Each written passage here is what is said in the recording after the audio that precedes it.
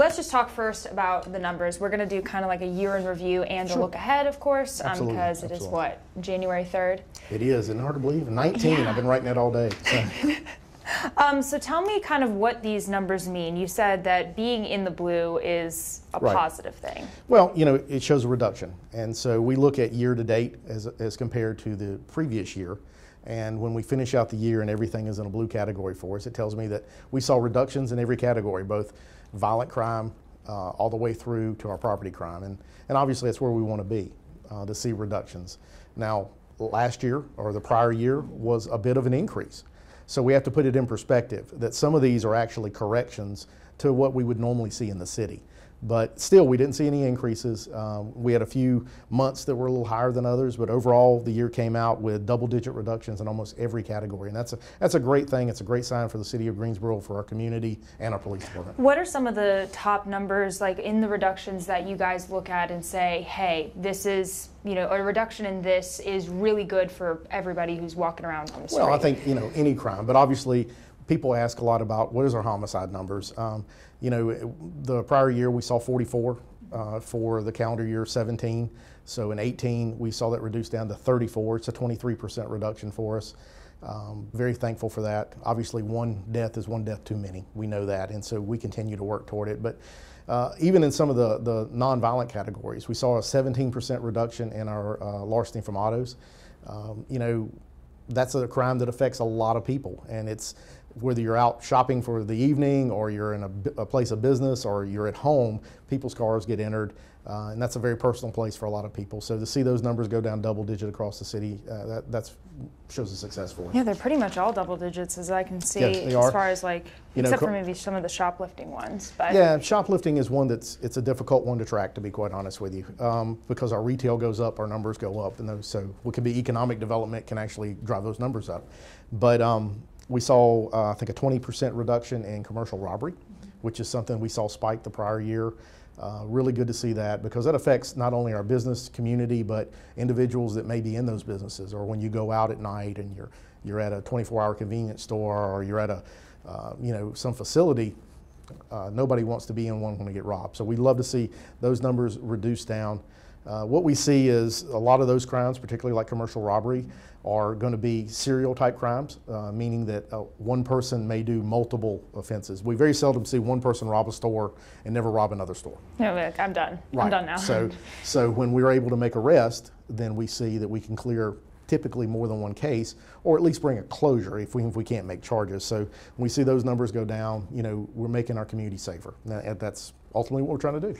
Looking ahead to 2019, what are some of the things you guys are planning to do to make sure that the numbers stay in the blue?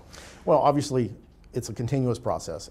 We want to continue to improve. So let me help you a little bit. Yeah. So how do we get these numbers? Yeah. How about that? So a couple of things helped us get these numbers. One, we had a concentrated focus on those people in our community that we thought were prolific offenders. So we worked very closely with our Guilford County District Attorney's Office. We worked with the United States Attorney here to look at those small percentage of people that were just continuously victimizing our community, and we tried our best to take those people out of our community, and we were successful at that. Secondly, we worked with our community to help us help them. And through programming like our Safer City Summit, which has been going on about 18 months, through enhancing our Community Watch program, through opening our social media, even doing some of our community classrooms around safety and how not to be a victim. So when I look, what are we going to do? We're going to work off those successes. We're going to continue to work with our federal partners, with the District Attorney's Office, in an effort to see exactly who are the people that are committing these crimes and what can we do to make sure that they're not coming and committing them a second time.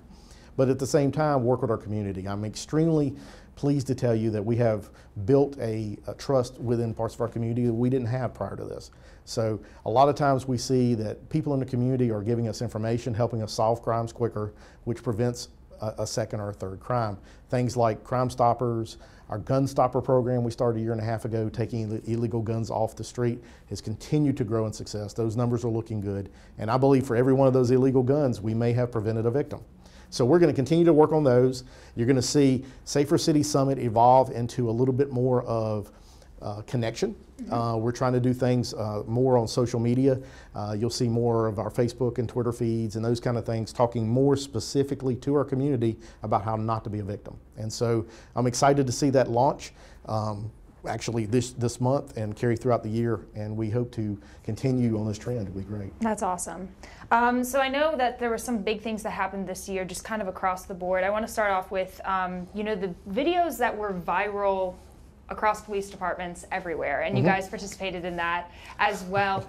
Do you think that, doing stuff like that, beefing up your social media presence, all helps combat what is sometimes a really negative stigma about police officers? I do. Our lip sync video last track had 80,000 hits, and which just amazed me. But it allowed us to show a human side to our community. And a human side, I believe, does two things. One, it shows that we have vulnerabilities and we need your help. And two, that we're on your side. I tell people often when I do a presentation, we're part of this community. We're not someone who is here to just oversee a community or to come help you when you need it, to come in and leave. We're part of the community. And so I think those videos do that.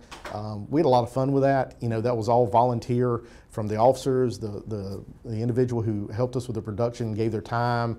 And we did all that in just a matter of hours. And I'm just amazed that we still have people who bring it up or show it to us. Those are so awesome. I loved watching all of them. And then I know this year was particularly tough for you guys because of losing Officer Franks. Right. Kind of tell me about how that's been since that, I believe that was just a couple months ago. Just a couple months ago. So it was the first line of duty death we'd had in 17 years. And it was difficult on this police department. It really was. But, we have united behind the family. We have regular contact with the family, and I think in some ways tragedy can bring you closer together. And we saw right here in front of our building a candlelight vigil where we had hundreds of members of our community come out. We had the cast of The Wizard of Oz come across and sing to the family. And that tells me we are one community, and we're making great success in the areas of connecting in our community. And it's something we hope never happens again. But I knew Officer Franks very well. I knew him since he was a young man, and I think he would be proud of the fact of the way his city and his police department have responded. Yeah, that was really tough, I think, for everybody. I remember I went to the funeral myself, yes. And just this room full of very, very stoic people who always have to keep their emotions in check. And when you did the final call, yeah, it was something I hope I never have to do again. Yeah. True. Tell me too, I know that this was something that a lot of the community had questions about, but when it comes to the case of Marcus Dion Smith, tell me a little bit about the changes that y'all are making in the department when it comes to cases like that. Because I had never, I guess I'm pretty new to journalism. I guess I've been in this 4 years, but I had never known of the practice of hog tying before. Well, let me say, we don't hog tie. And hog tying is something that was abandoned by our police department a long, long time ago. We do something called maximum restraining, which sometimes people will perceive that way, but there are slight differences. But the incident itself is like any other critical incident that officers respond to. We effectively did what we had to do. The officers did. They followed the rules and procedures, and there was an outcome that was not what we wanted to have happen. We know that. But what do we do after that? So we got a medical examiner's report who brought concern to me and my professionals on my staff, and I did a special order and said, we're going to cease using this device in the way that could have caused some of the issue. And we've created a committee of officers, experts in the field to go out and see, is there a best practice better than we're doing? And it's incumbent that police do that no matter what the case is. Earlier in the year, there was a tragic motor vehicle crash involving another police agency, and people were harmed. And that agency responded by, let's look at our policies. And it's really no different than that. The type work we do in law enforcement has an inherent danger to it. We want everyone to come home safely. Our citizens, our folks that are under arrest, and our police officers. But unfortunately, it doesn't always happen like that. What's important is that we analyze it and we do all we can to prevent it, to make ourselves safer, to do our job better, and serve our community better at the end of it. And so that's what we're doing right now. Absolutely. Is that, just so I know the technical term, is it called a rip hobble or something? So rip hobble is actually the device itself. It's a nylon band, if you will, an adjustable band that's simply made to restrain legs, because when someone's combative, they tend to kick. The legs can be restrained, and then they can be fastened to a fixed object. Part of it can be the handcuffs. There's a length of nylon between the two. So we're not going to be using it to fasten it to any fixed object. At this point, I still allow the officers to restrain the legs because, quite frankly, we have to. People become very combative. Sometimes they're intoxicated. You know, you actually saw the video yourself. But we're not going to put that position in place until we understand better about what caused the incidents on that day, and is there a better system for us out there? Of course. You know, speaking of, you say that your job is a dangerous job. I think everybody knows that, but what would you say are the top 3 pressing issues that you guys face on a daily basis?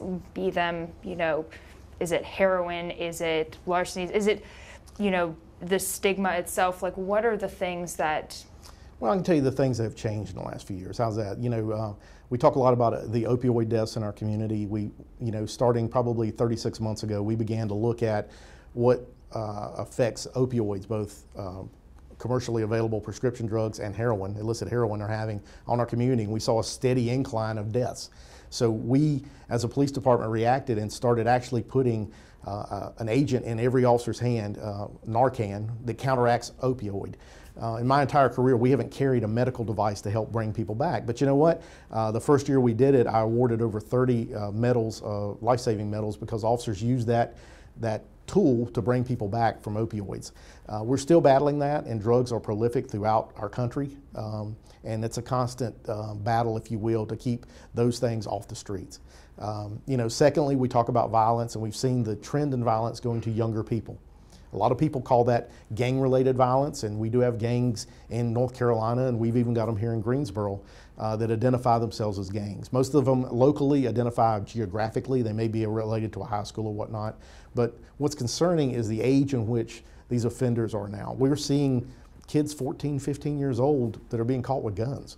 And you know, it's a whole different issue for us, and how do you deal with that?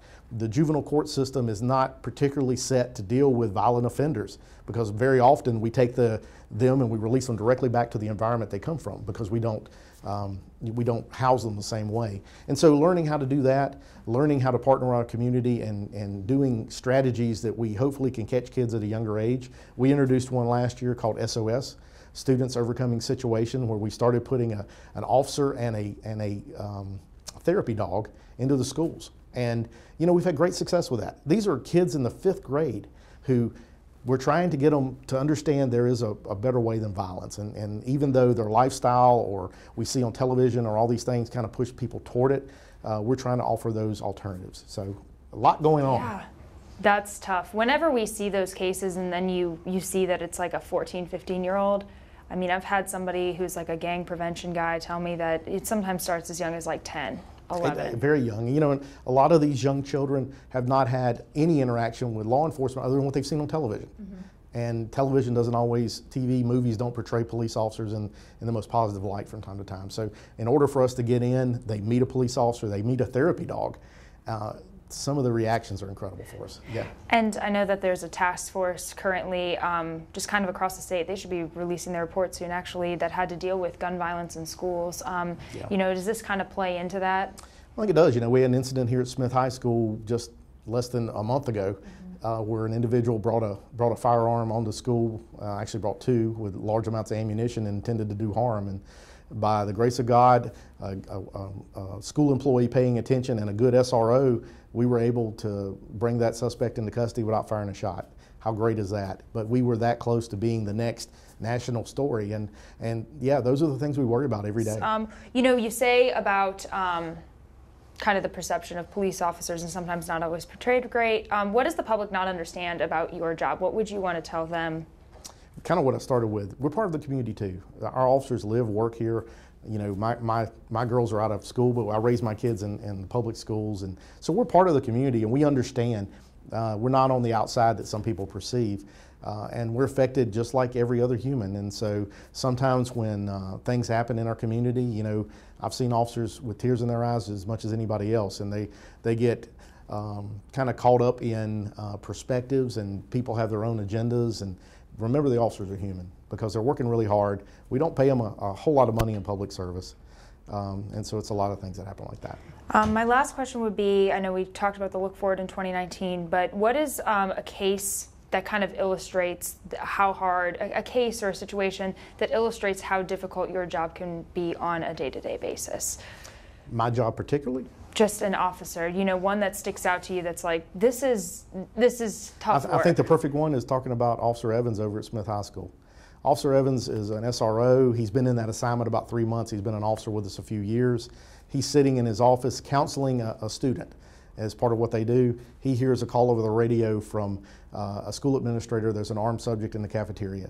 So his world went from, I have to get up and engage an individual armed with 2 handguns in a matter of seconds. He chose not to use force on that individual because the students around him, because the individual's waving the guns. Instead, he ran at him. He chased this guy down. He calls for help. Another officer helps him. They catch him on the end of the property there at the school and find out he's got a backpack full of ammunition and he's got intent to go kill someone. That's the kind of day you may have. Or, you know what, you may be sitting and doing reports all day long. So it can go either way. But understand that our officers have to be prepared to move and act that quickly.